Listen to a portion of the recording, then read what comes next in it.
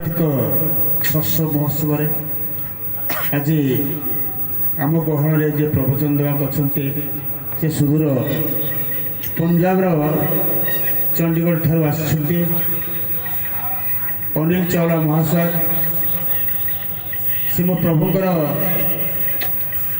ଯେ ଚରମଶାସ୍ତ୍ର ମୋ ପ୍ରଭୁ ନିଜ ହସ୍ତରେ ରଚନା କରିଛନ୍ତି ତାହାକୁ ସେ ହିନ୍ଦୀରେ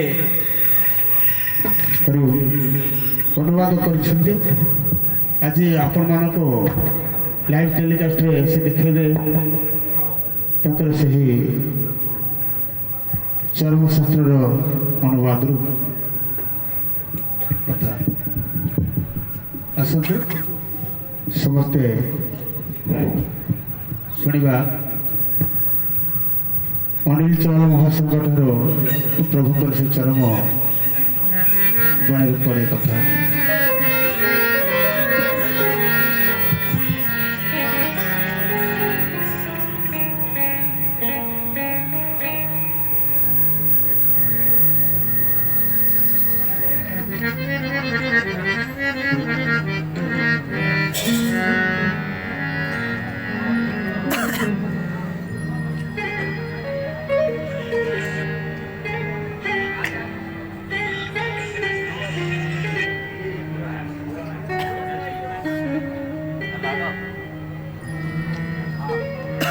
सबसे पहले मैं इस उड़ीसा की पावन भूमि पर जगन्नाथ प्रभु को प्रणाम करता हूं।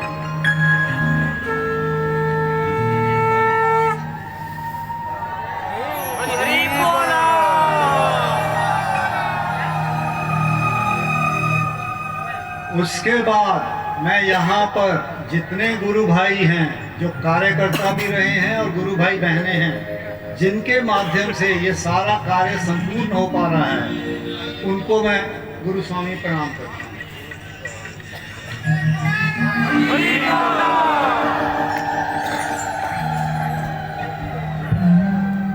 मैं यहाँ पे थोड़ी सी अपनी क्षमा चाहूँगा कि एक तो मैं हिंदी में ही बोल पाऊँगा, मेरे को उड़िया नहीं आती है, और मैं कोई प्रवंचक भी नहीं हूँ कि मैं कोई मतलब कोई किस तरह प्रवचन दिया जाता है मेरे को नहीं पता। ये मैं पहली बार आप लोगों के सम्मुख आया हूँ और मेरा एक किस्म से पहला ही आप लोगों को संभाषण है, तो इसलिए मैं क्षमा चाहूँगा। अगर कोई गलती रह जाएगी तो मेरी त्रुटि मान के माफ कर देना। जो सत्य होगा उसको ग्रहण कर लेना, वो प्रभु का होगा। अब सबसे पहले प्रभु जी को तो सब जानते हैं, ठाकुर जी को, तो वो कब आए थे, कब उन्होंने शरीर त्यागा, वो सब आप लोगों को पता है। तो इसका मैं एक छोटी सी प्रभु जी के बारे में एक डॉक्यूमेंट्री पिक्चर बनाई है जो मैं आपको दिखाना चाहूँगा।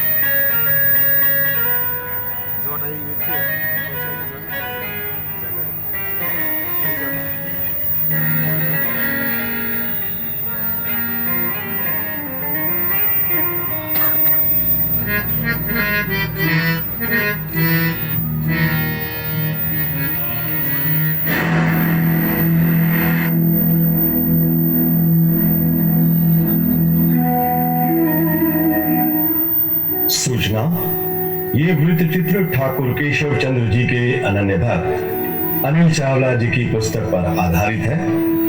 अनिल चावला जी ने अपने संस्मरण, ठाकुर जी के परिवार और उनके करीबियों के बयान को लिपिबद्ध करते हुए इस पुस्तक की रचना की है। इस वृत्त चित्र का उद्देश्य ठाकुर केशव चंद्र जी के जीवन चरित्र और उनके कल्याणकारी संदेश को जन जन तक पहुंचाना है।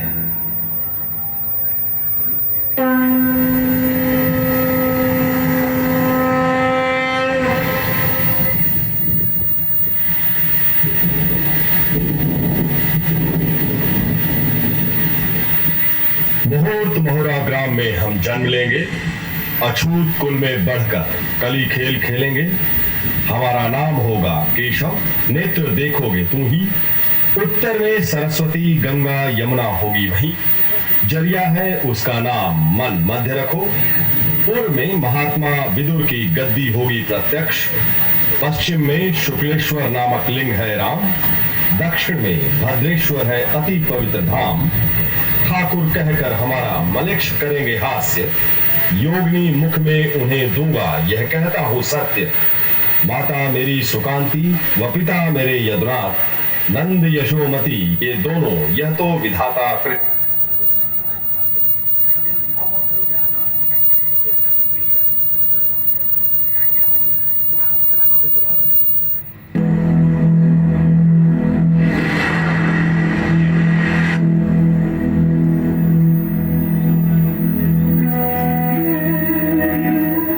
सूचना, ये वृत्त चित्र ठाकुर केशव चंद्र जी के अनन्य भक्त अनिल चावला जी की पुस्तक पर आधारित है। अनिल चावला जी ने अपने संस्मरण, ठाकुर जी के परिवार और उनके करीबियों के बयान को लिपिबद्ध करते हुए इस पुस्तक की रचना की है।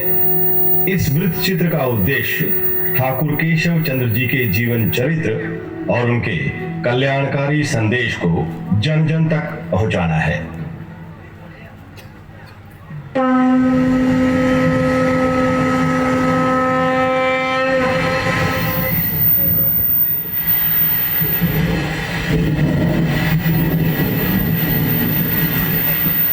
मुहूर्त मोहरा ग्राम में हम जन्म लेंगे, अछूत कुल में बढ़कर कली खेल खेलेंगे। हमारा नाम होगा केशव, नेत्र देखोगे तू ही। उत्तर में सरस्वती गंगा यमुना होगी वही, जरिया है उसका नाम मन मध्य रखो। पूर्व में महात्मा विदुर की गद्दी होगी प्रत्यक्ष, पश्चिम में शुक्लेश्वर नामक लिंग है राम, दक्षिण में भद्रेश्वर है अति पवित्र धाम। ठाकुर कहकर हमारा मलिक्ष करेंगे हास्य, योगिनी मुख में उन्हें दूंगा यह कहता हूँ सत्य। माता मेरी सुकांति व पिता मेरे यदुनाथ, नंद यशोमती ये दोनों यह तो विधाता कृत। महापुरुष अच्युतानंद जी की भविष्यवाणी 1 अक्टूबर 1955 को सृष्टि के एक शाश्वत सत्य के तौर पर स्थापित हुई। भगवान जगन्नाथ की पुण्य भूमि में प्रभु का ठीक वैसा ही अवतार हुआ जैसा त्रिकालदर्शी अच्युतानंद दास जी ने कहा था। लेकिन ये क्या, प्रभु का अवतार मांस के लोथड़े के रूप में, शिशु के अंग प्रत्यंग का कोई निश्चित आकार नहीं। आज जागृत मां हैरान है कि जिस बालक को गर्भ में धारण किया उसमें शिशु के कोई लक्षण नहीं। जिस बालक के गर्भ धारण के समय साक्षात भगवान जगन्नाथ किरण के तौर पर उनकी पत्नी के गर्भ में स्थापित हुए थे, वो बालक विकृत रूप में, सब किम कर्तव्य विमूढ़, क्या करें क्या ना करें। देववाणी से सब सजग हुए। आकाशवाणी के जरिए आदेश हुआ कि शिशु को एक कच्ची टोकरी में कपड़े से ढक दिया जाए। आकाशवाणी का अक्षरशः पालन हुआ। काल की वो काली रात स्याह स्वप्न के समान समाप्त हुई। सुबह का सूरज शुभ संदेश के साथ क्षितिज पर उदित हुआ। टोकरी पर रखा कपड़ा हटाया गया। हंसता मुस्कुराता एक मासूम चेहरा धर्म की ध्वजा लिए धरा पर अवतरित हुआ। शिशु के नाजुक शरीर पर प्रभु के चारों शुभ चिन्ह, शंख, चक्र, पद्म और गदा। खबर प्रभु के कृपा की तरह जन जन तक पहुंच गई। जनसमूह का सैलाब भगवान जगन्नाथ की भूमि में बसे महंगा गांव पर पहुंचने लगा। ठाकुर साहब ने दर्शन दिया। दर्शनार्थियों ने दैवीय चमत्कार को श्रद्धा भाव से नमस्कार किया। ठाकुर केशव चंद्र जी के जन्म के साथ चमत्कार की जो दास्तां शुरू हुई वो आजीवन आम जनों को चमत्कृत करती रही। एक ही समय पर अलग अलग जगहों पर भक्तों को दर्शन देने का वाकया हो, या मृत गाय को जिंदा करने का वाकया हो, या फिर हाथ से शहद की धारा का प्रवाह का मामला हो, या फिर बिना किसी दूरभाष यंत्र के सैकड़ों मील दूर मौजूद लक्ष्मी मां से बातचीत का मामला हो। ठाकुर केशव चंद्र जी के भक्तगण इस तरह के तमाम चमत्कारों के स्वयं साक्षी रहे हैं। एक मौके पर तो उन्होंने बारिश की तमाम बूंदों को अपने शरीर में समाहित कर लिया था। वाकया उस वक्त का है जब नंद भाई और दूसरे भक्तगणों ने गांव में संकीर्तन का आयोजन किया था। सब कुछ नियत कार्यक्रम के मुताबिक चल रहा था। अचानक आसमान काले काले बादलों के घिर गए। तेज हवा के साथ बारिश की बड़ी बड़ी बूंदें।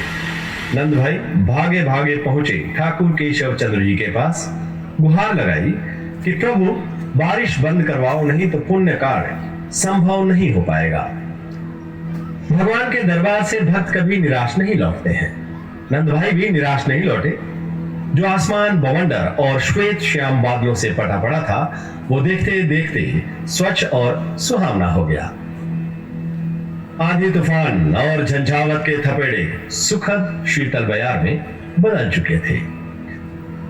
संकीर्तन की सुबह हुई तो लोगों ने देखा कि कुदरत की कहर को अपने शरीर में समाहित करने की वजह से खुद ठाकुर महाराज बुखार से तप रहे हैं। जब मैं प्रथम बार ठाकुर जी के पास गया, वो 2006 की बात है, आज से बहुत पुरानी बात हो गई। तो चास के साथ मैं प्रभु जी के पास पहुंचा, मैं उनको प्रभु जी कह रहा हूँ, उनके पास पहुंचा। तो वहाँ पर जो मैंने, उससे पहले मैं बहुत आश्रम देख चुका था, तो वहाँ का एक तो मेरे को आश्रम का परिवेश बहुत सरल और सादा नजर आया। गुरु जी को कोई भी जाके मिल सकता था, कोई रास्ते में कोई निर्धारित पद्धतियां नहीं थी जिनको फॉलो करके उनको मिलना है। और वहाँ उनको देखने के बाद मेरे को ये महसूस हुआ कि ये हर जगह से हटके हैं, तो इनको और जानना चाहिए और यहाँ मेरे को और आना चाहिए, जिस वजह से जो मेरे मन में आया। और मैं जब वापस आ रहा था तो अगले दिन सुबह मेरी फ्लाइट थी वापस पंचकूला की, उड़ीसा से, क्योंकि उड़ीसा में आश्रम है। तो वहां से जब मैं वापस आने वाला था, उससे पहले मेरे को धीरा भाई का, जो सेक्रेटरी थे वहां के, उनका फोन आता है और वो कहते हैं चावला जी आप आना, अगली बार अकेले आना। तो मेरे को खुशी भी हुई, महसूस हुआ कि मेरी मन की इच्छा पूर्ण हो गई है और मेरे मन की भावनाएं पढ़ ली गई। तो ये एक किस्म से मेरे लिए पहली बार का एक्सपीरियंस था। उसके बाद मैं आपको अगले कुछ एक अनुभव बताता हूँ, जो कि अभी हाल में ही। उसके बाद तो मैं तकरीबन हर साल ठाकुर जी के पास मिलने जाता रहा हूँ, आश्रम जाता रहा हूँ, उनकी मौजूदगी में गया। आखिर के वर्ष में ऑलमोस्ट 5 बार मैं उनसे मिला। टोटल मैं 10-15 साल में एक ही बार जाता था। तो मैं उनके ज्ञान को लेके काफ़ी प्रभावित रहा, जो उनका चरम में ज्ञान दिया गया है। तो उसको मैंने, बिकॉज चरम सिर्फ था उड़िया में शास्त्र, और उसका ज्ञान और किसी भाषा में नहीं था। हिंदी में ऑफ कोर्स प्रभु कृपा से मेरे को 2007 से मिलना शुरू हो गया, हालांकि प्रिंटिंग उसकी बहुत बाद में हुई, बट मेरे पास पहले यहाँ पंचकूला में ही अपने आप आ गया, जो अपने में एक अपने अलग से ही चमत्कार था, क्योंकि मैं वहाँ देने नहीं गया था, हिंदी में था नहीं, बट मेरे पास यहाँ पर आ गया। अब उस ज्ञान को मैं पढ़ता रहा इतने साल, समझना सरल नहीं था, बट जब धीरे धीरे धीरे करके अपने जिंदगी के अनुभवों के साथ जब हम उस ज्ञान को जोड़ते हैं, तब वो समझ में आता है। तो वो ज्ञान जब जैसे जैसे समझ आता गया, तो मेरी इच्छा हुई कि लोगों को भी बताया जाए। तो मैंने फिर पुस्तकें लिखनी शुरू करी। ठाकुर केशव चंद्र जी के दूसरे भक्तों की भी कुछ ऐसी ही दास्तां है। उनके सारे भक्त कभी न कभी किसी न किसी रूप में ठाकुर महाराज के चमत्कार के साक्षी रहे हैं, लेकिन खुद ठाकुर केशव चंद्र जी के लिए मानव कल्याण उनका परम धर्म था। जातिगत भेदभाव और छुआछूत निवारण के लिए खुद उन्होंने शूद्र जाति में अवतार लेने का फैसला लिया, ताकि सामाजिक व्यवस्था में निचले पायदान पर खड़ी शूद्र जाति को समाज की मुख्यधारा में सम्मान के साथ स्थापित किया जा सके।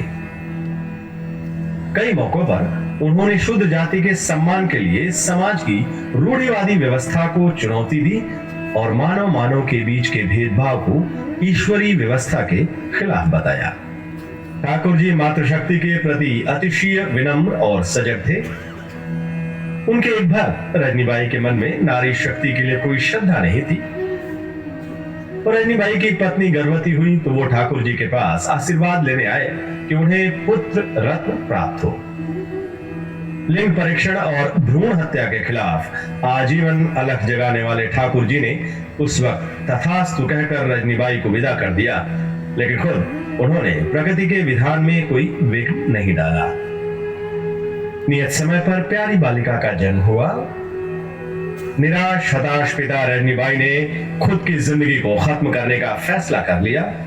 ठाकुर महाराज पर झूठे आशीर्वाद का आरोप लगाते हुए वो समुद्र की तलहटी में पहुंच गए, लेकिन वहां उसके जीवन रक्षक बनकर खुद ठाकुर महाराज मौजूद। रजनीबाई को ठाकुर केशव चंद्र जी की अलौकिक शक्ति और नारी की लौकिक शक्ति का एहसास हुआ। और उसके बाद उन्होंने कभी भी मातृशक्ति और उसके सम्मान के खिलाफ कोई काम नहीं किया। शिक्षा और स्वच्छता को सामाजिक विकास का अनिवार्य अंग बताने वाले ठाकुर केशव चंद्र जी कुदरत के कण कण की कीमत जानते थे। भ्रमण के दौरान वो जहां कभी अन्न के दाने को गिरा देखते, उसे उठाकर बर्तन में रख देते थे। बहन कमला उनकी इस हरकत पर हैरान होती थी। एक बार उसने पूछ दिया कि भाई, ये चावल के एक एक दाने को जमीन से इस तरह क्यों चुनते रहते हो?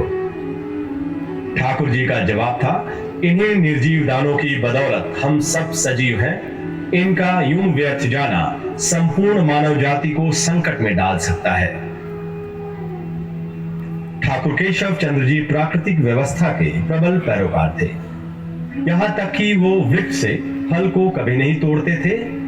वो फल के भोग के लिए तब तक इंतजार करते थे जब तक वृक्ष खुद फल उन्हें नहीं सौंप देती थी। लौकिक जीवन में कर्म की महत्ता को रेखांकित करने वाले ठाकुर केशव चंद्र जी पारलौकिक जीवन के कल्याण के लिए सत्य, सदाचार और सत्संग पर बल देते थे। उनके लिए मोक्ष का द्वार सत्कर्म और सद्वचन से खुलता था। उनकी शिक्षाओं का संपूर्ण सार चरम में संकलित है।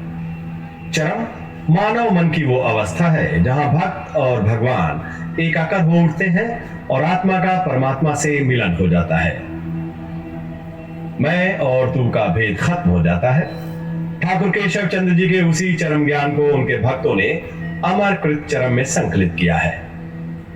चरम जो है ये एक ऐसा शास्त्र है जो कि जिसके बारे में आज से 500 वर्ष पहले अछूतानंद जी लिख के गए थे, जो उड़ीसा के एक बहुत महान दृष्टा हुए हैं। और उसी हिसाब से चरम धरती पर आया था। और जब ये धरती पर उतरा था, उस दिन का जिक्र उन्होंने पहले ही भविष्यवाणियों में किया था। और वो उतरना भी एक चमत्कार था। चरम 1 ये है चरम जो जिसकी मैं बात कर रहा हूँ। तो पहला चरम आज से 30 वर्ष पहले 93 में आया था। और ये जगतपुर की छत पे ठाकुर जी के द्वारा उन्मोचन किया गया था। और इसमें जब उतरा है 100 के करीब गुरु भाई थे। तो जब ये उन्मोचन किया गया तो दिन का समय था 1:37। और उस समय आकाश से स्वर्ण कणिकाओं की वर्षा होते उन सब गुरु भाइयों ने देखी, जो कि जमीन पर नहीं गिर रही थी और बुझ जाती थी आते आते। तो ये एक बहुत बड़ा चमत्कार हुआ उस समय, जो इन लोगों ने महसूस किया। अब इसमें जैसे मैं कहूँगा कि ज्ञान की अगर हम बात करते हैं तो यज्ञ होते थे। यज्ञ जो होते थे वहाँ पे उड़ीसा में, जो ठाकुर जी के देख रेख में हुए हैं, वो बड़ा अनोखा तरीका था यज्ञ करने का। उनमें मंत्रों की आहुतियाँ दी जाती थी। जो मंत्रों की आहुतियाँ देते थे, दिन में 300 से 500 मंत्र एक दिन में देने। और वो उससे पहली रात को ठाकुर जी अपने हाथ से लिख के देते थे। और वो पहले धरती पर नहीं थे। और इन सब यज्ञों का जिक्र भी अछूतानंद जी करके गए थे। और उन यज्ञों से किस साधु का किस युग में दिया गया वर की पूर्ति हुई, सृष्टि का क्या मंगल हुआ, उन सब की एक स्मरणिका निकलती थी, जो इसमें चरम में आती थी। अब वो सारी जो चीजें हैं वो इसके माध्यम से, चरम के माध्यम से हमारे सामने आई। और वो एक बहुत अनोखी चीज थी। और उसके बाद और अनोखी चीज थी जो चरम के माध्यम से हमारे सामने आई। इतने धर्मगुरु आए उसी एक सृष्टा से, वो अलग अलग मार्गों से आए। उस समय धरती पर जो ज्ञान चाहिए था वो ज्ञान बांटने के लिए वो आए, जो वो बांट के चले। और उन्होंने अपने ही ज्ञान को सर्वश्रेष्ठ बताया, जो आज हम अलग अलग संप्रदायों के रूप में देख रहे हैं। बट धर्म एक ही है, आए सभी एक पिता से, एक प्रभु की संतान है। और इसी चीज को लेके जितने भी फंक्शन होते थे वहां पे इनको बोला जाता था कि ये ज्योति मंडल कहा जाता है, जो एनलाइटेंड सोल्स हैं, या कैवल्य मंडल कहा जाता है। वहां पे कैवल्य मंडल बना के उनकी सबकी इकट्ठे पूजा की जाती थी। जो जितने यज्ञ हुए, जितने फंक्शन हुए, उन सब पे हमने अपनी आंखों से देखी। जैसे सूर्य एक है, उसकी किरणें अनेक हैं, इसी तरह चरम कॉन्शियसनेस शक्ति वो एक ही है। उस शक्ति के हम सब अंश हैं। अपने ज्ञान और ध्यान के चरम पर पहुंच जाने के बाद ठाकुर केशव चंद्र जी ने इस नश्वर संसार से प्रस्थान करने का मन बना लिया उन्होंने इशारों में भक्तों को अपने प्रस्थान की पूर्व जानकारी भी दे दी। वाकया साल 1989 में उस वक्त हुआ था जब वो हरिहरनंद भाई के घर पर सत्संग कर रहे थे। नश्वर शरीर के त्याग की तारीख की बात उठी तो ठाकुर महाराज ने साल 2016 की तारीख तय कर दी। भक्तों को लगा कि वो इस साल कलयुग के खत्म होने की भविष्यवाणी कर रहे हैं, लेकिन जब 1 जनवरी 2016 को वो सदा सदा के लिए समाधिस्थ हुए तब सबको पता चला कि उन्होंने तो 27 साल पहले अपने प्रस्थान की तारीख तय कर दी थी। ठाकुर श्री श्री श्री केशव चंद्र जी पर ब्रह्मलीन हो चुके हैं, लेकिन उनके सामाजिक धार्मिक संदेश पथ प्रदर्शक बनकर हमारी चेतना को आलोकित कर रहे हैं। हम सबका कर्तव्य है कि हम उनके जीवन चरित्र, उनकी लौकिक पारलौकिक शिक्षा और संपूर्ण सृष्टि के लिए कल्याणकारी उनके संदेश को जन जन तक पहुंचाने में सहयोग करें। यही उनके प्रति हमारी सच्ची श्रद्धांजलि होगी, यही मानव जाति के प्रति हमारी सच्ची सेवा होगी।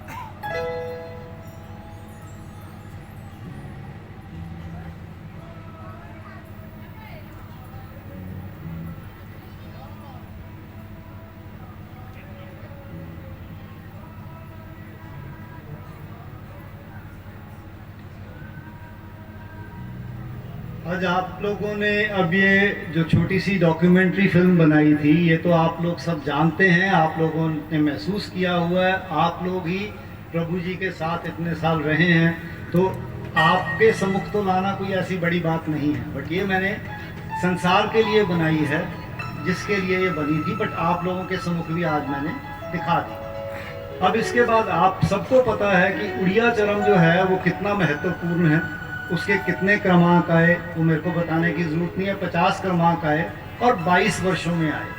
अब उसी ज्ञान को लेके प्रभु जी के हमने आज तक 15 पुस्तकें हिंदी अंग्रेजी में लिखी हैं, जो कि मैं बाप के सम्मुख थोड़ा थोड़ा करके लाऊंगा ताकि आप लोगों को पता लगे कि उनमें क्या है। सबसे पहले मैं प्रभु जी की एक वाणी को दोहराऊंगा।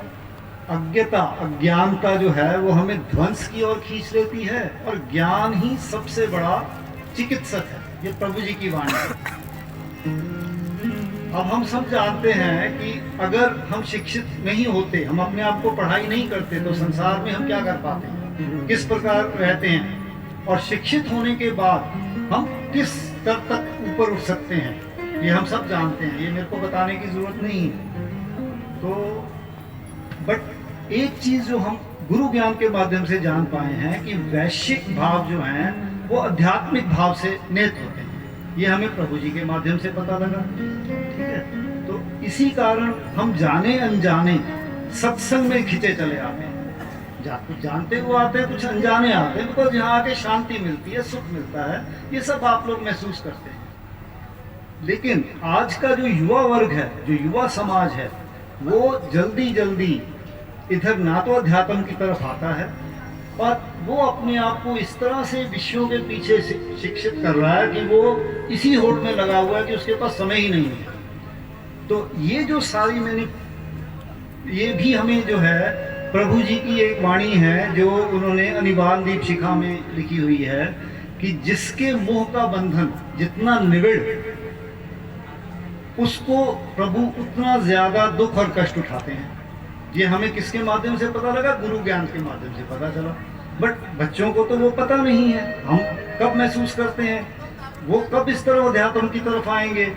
जब उनको बहुत ज्यादा दुख कष्ट आएंगे तो वो अध्यात्म की तरफ आते हैं, अदरवाइज वो नहीं आते जल्दी जल्दी। तो अब आज का हमारा क्या दायित्व है जो हम सब हैं यहाँ पर? हम अपने जो युवा वर्ग है, जो कल का समाज है, जिसने चरम ज्ञान को भी आगे लेके जाना है, विश्व में लेके जाना है, बिकॉज वो पढ़ाई किस में कर रहे हैं? वो उड़िया में तो पढ़ाई कर रहे हैं, बट हिंदी और अंग्रेजी में मेनली पढ़ाई कर रहे हैं। अब उनको, युवा समाज को क्या है, वो जब तक उनको मतलब नहीं समझ आएगा किसी चीज़ का तो उनको जल्दी जल्दी एक्सेप्ट नहीं करते। तो ये जो पुस्तकें लिखी गई हैं, ये उन्हीं को लक्ष्य करके लिखी गई हैं। इसी वजह से मैं आप लोगों के सम्मुख आया हूँ कि आप लोगों को बता सकूं कि इन पुस्तकों में क्या क्या है, और इन पुस्तकों में कई ऐसे गुप्त रहस्य उजागर किए गए हैं जो शायद आप में से भी कई लोग ना जानते हो। तो मैं उनके बारे में आपको बताना चाहूँगा।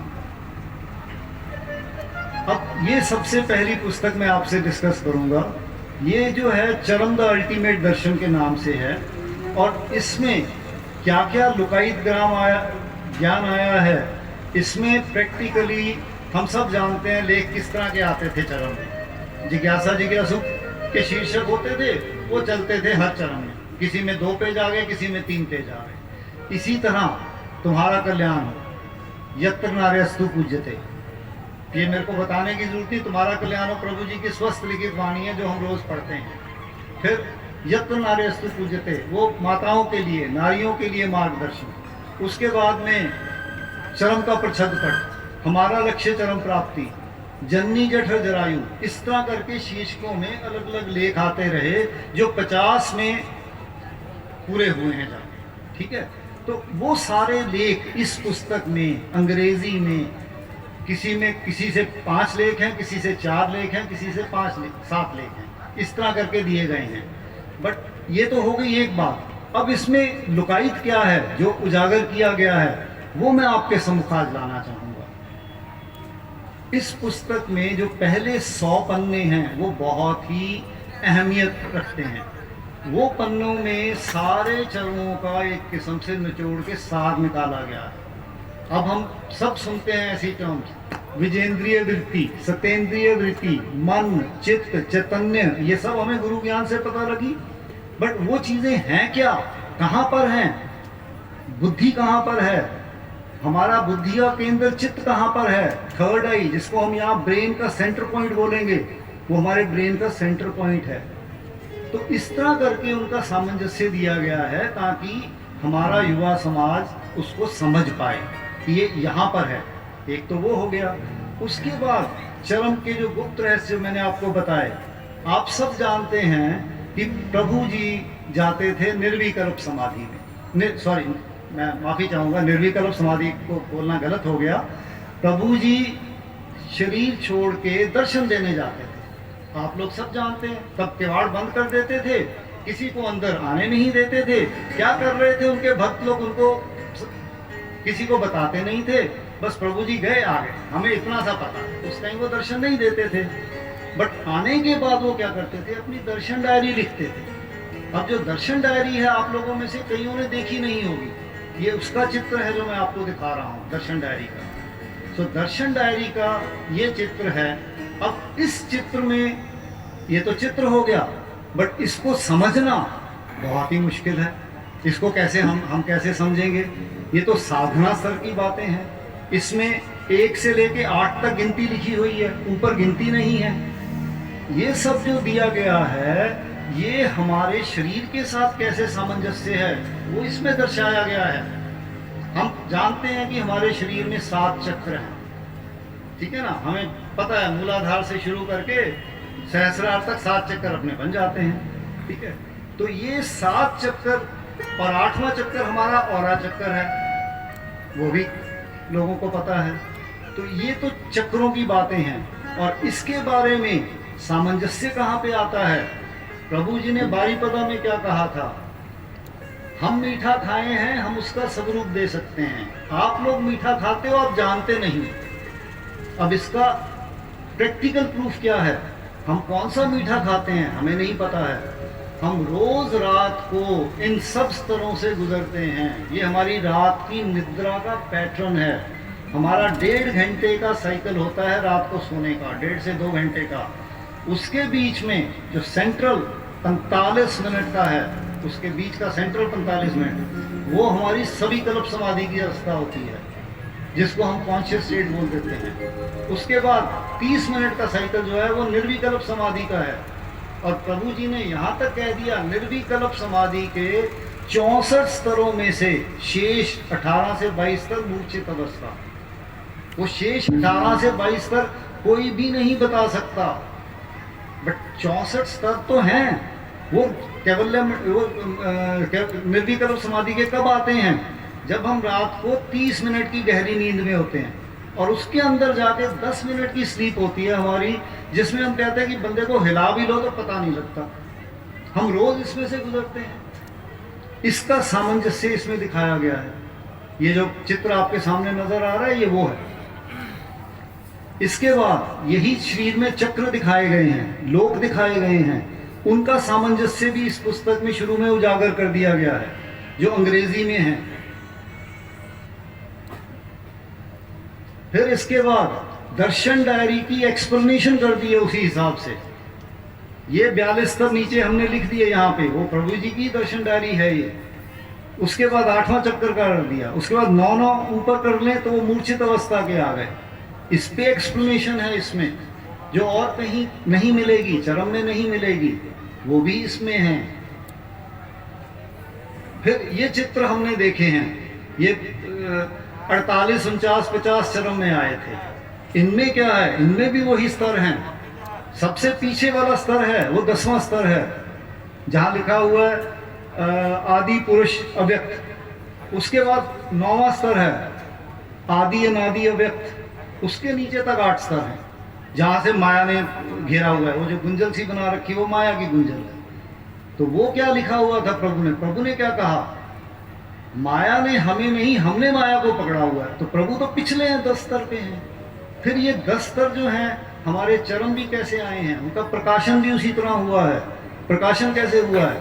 प्रथम पुष्प प्रथम पंखुड़ी, द्वितीय पुष्प द्वितीय पंखुड़ी, इस तरह करके हुआ है। सो पहले पुष्प की 3 पंखुड़ियां हैं, द्वितीय पुष्प की 4 पंखुड़ियां हैं।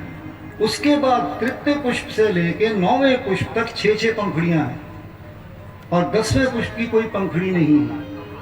उनका सामंजस्य इसमें दिखाया गया है। वो क्यों हैं, कैसे हैं, वो दिखाया गया है। ये तो पढ़ने से ही पता लगेगा। उसको मैं, क्योंकि मेरे पास समय बहुत ज़्यादा नहीं दिया गया है, तो उस पर मैं अभी चर्चा नहीं कर पाऊंगा। तो ये इस पिक्चरों से हमें नजर आते हैं। अब इसके बाद अगली पुस्तक पे आते हैं हम। और जैसे मैंने कहा, ये पुस्तकें मैंने लिखी हैं युवा समाज के लिए, बट आप लोग इसके बारे में जागरूक होंगे। जैसे हमने शुरू में यहाँ पे सत्संग क्या किया, जागो रे भाई जागो रे। तो ये मैं आपको जागरूक करने आया हूँ कि इनके बारे में भी आप ज्ञान के बारे में जागरूक हो, बिकॉज ज्ञान ही सबसे बड़ा चिकित्सक है, जो शुरू में हमने प्रभु जी की वाणी करी। अब केशवामृत पे आ जाते हैं। केशवामृत में क्या है? प्रभु जी की संपूर्ण जीवनी है।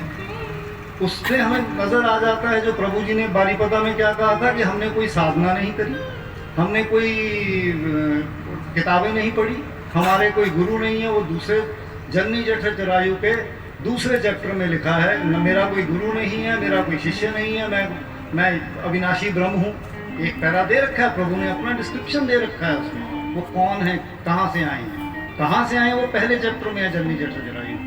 तो एनीवे, ये जो केशवामृत है, इसमें प्रभु के साथ जो ये सब भाई लोग थे, मीरा भाई हो गया, आनंद भाई हो गया, बाबली भाई हो गया, गुरु जी थे, इन लोगों से एकत्रित करके उनके एक्सपीरियंसेस लिखे हैं। जैसे आज गुरु जी तो नहीं हैं, विजय सर नहीं हैं, वृंदावन सर भी आज इतने एजेड हो गए हैं कि वो भी ठीक से बात नहीं कर पाते हैं। तो उन सब के जो एक्सपीरियंसेस हैं इसमें आप लोगों को मिलेंगे। ये तो एक चीज़ हो गई।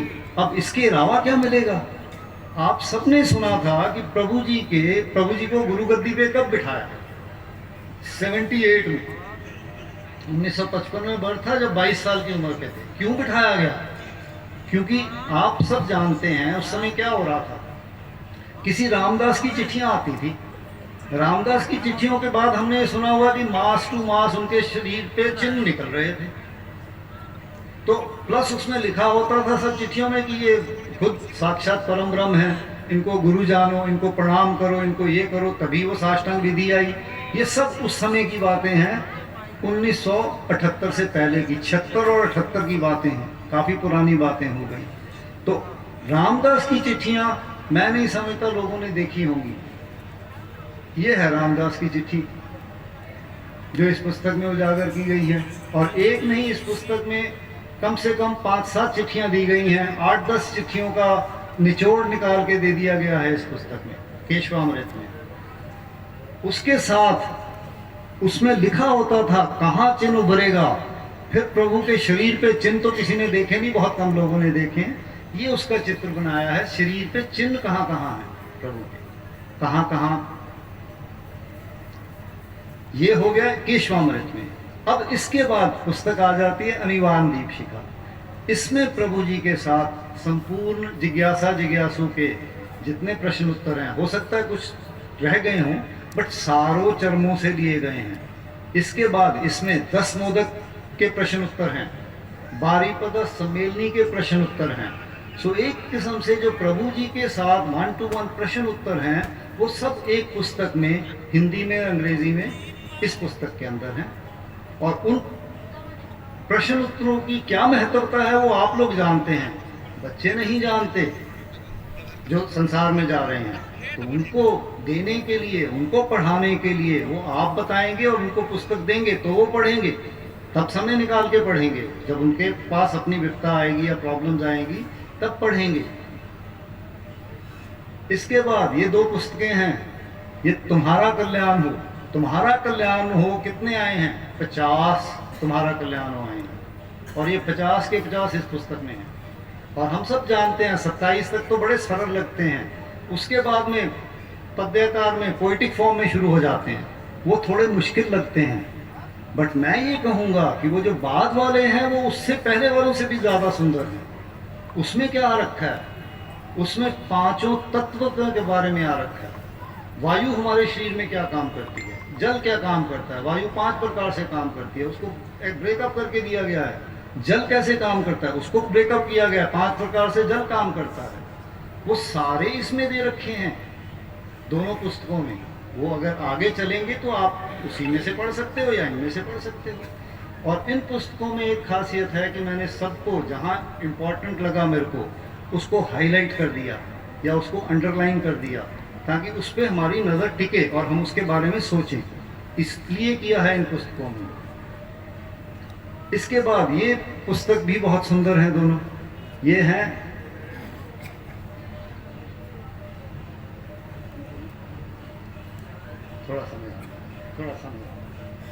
थोड़ा समय मैं और मांग रहा हूँ कि मैं पूरा कर सकूँ।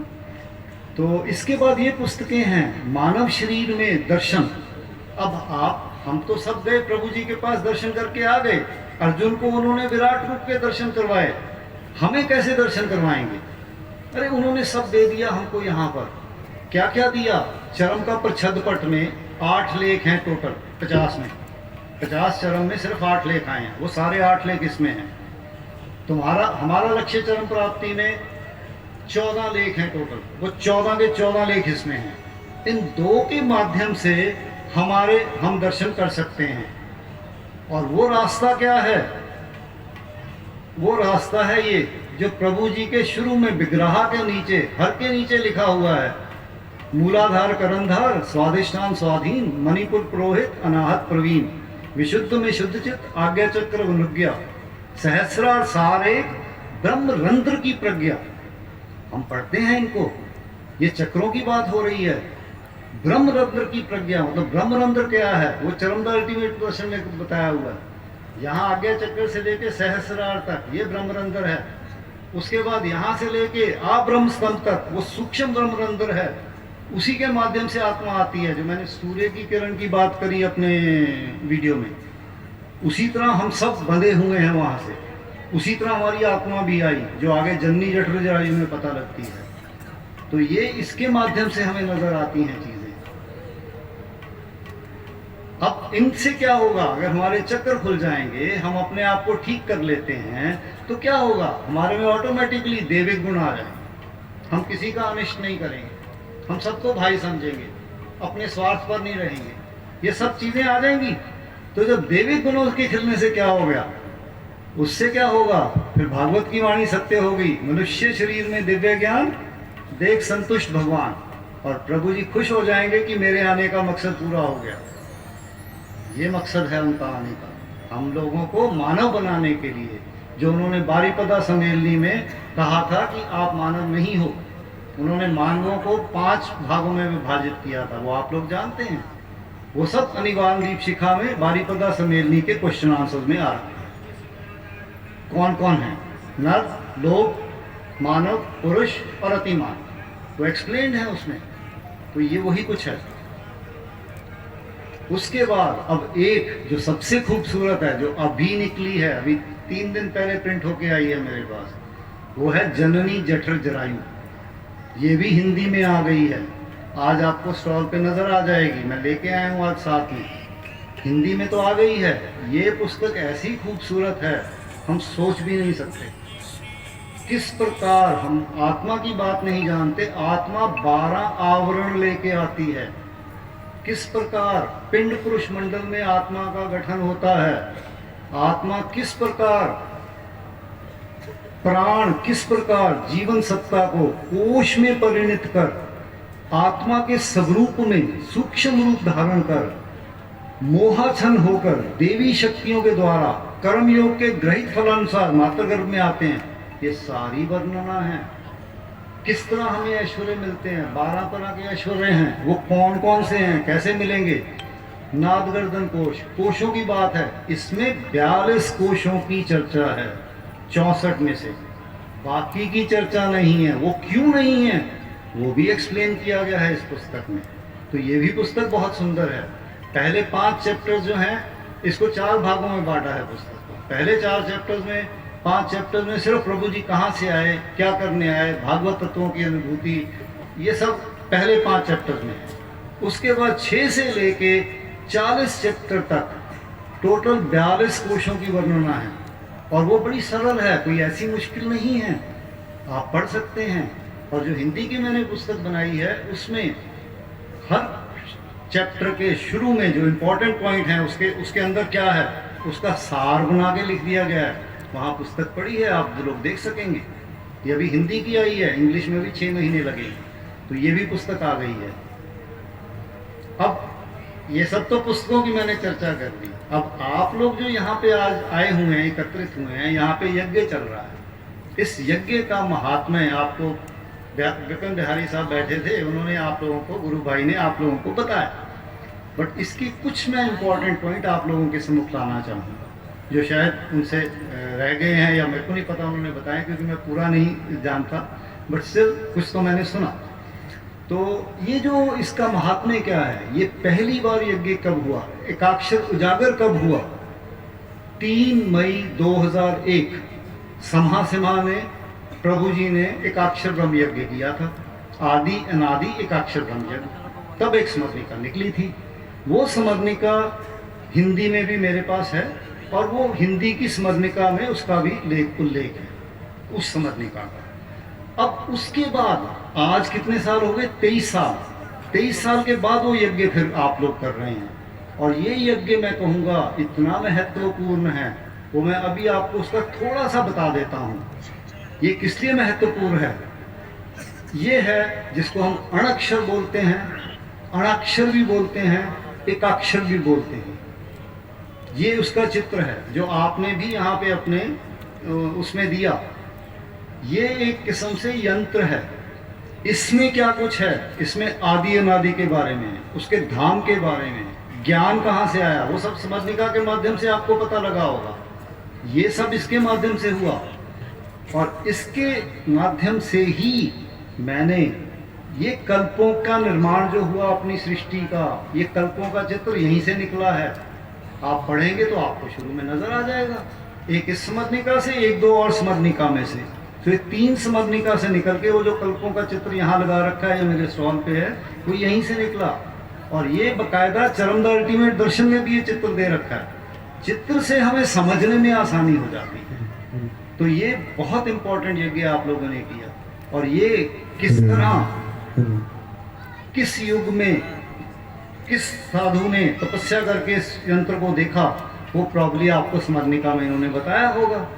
जब वो बता दिया तो इसके दर्शन कितने दुर्लभ हैं आप समझ सकते हैं। ठीक, अब इसके दर्शन अछूतानंद ने भी किए थे, उसका मैं प्रूफ आपके पास देता हूँ। अछूतानंद की यहाँ पर गुराए आश्रम करके आश्रम है भुवनेश्वर के पास में, शायद आप लोग जानते होंगे। ये उसकी वेबसाइट है, ये उसकी वेबसाइट का पहले पन्ने का चित्र है। उसके ऊपर आप देख रहे हो ये छोटा, ये उसी तरह का जो हमारा एक अक्षर का है। इवन अछूतानंद ने उसमें से आधे का दर्शन किया, पूरे का नहीं।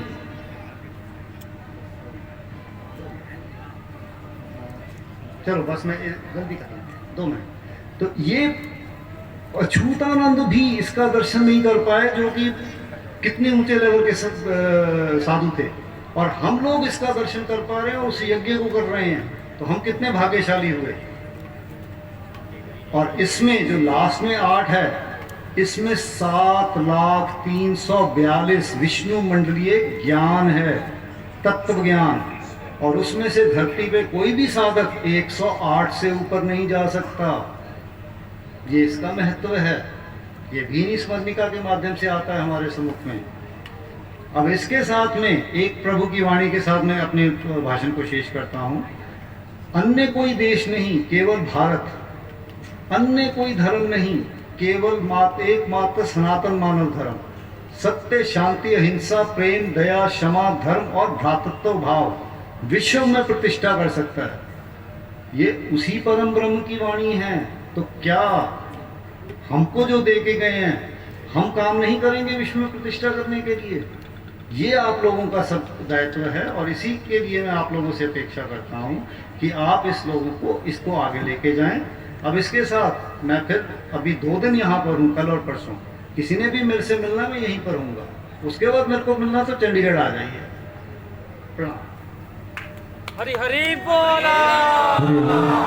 भगवान आपण शुणुले आमर प्रिय अनिल चावला भाई ठार प्रभुଙ୍କର ସେହି କଥା କି ପଦ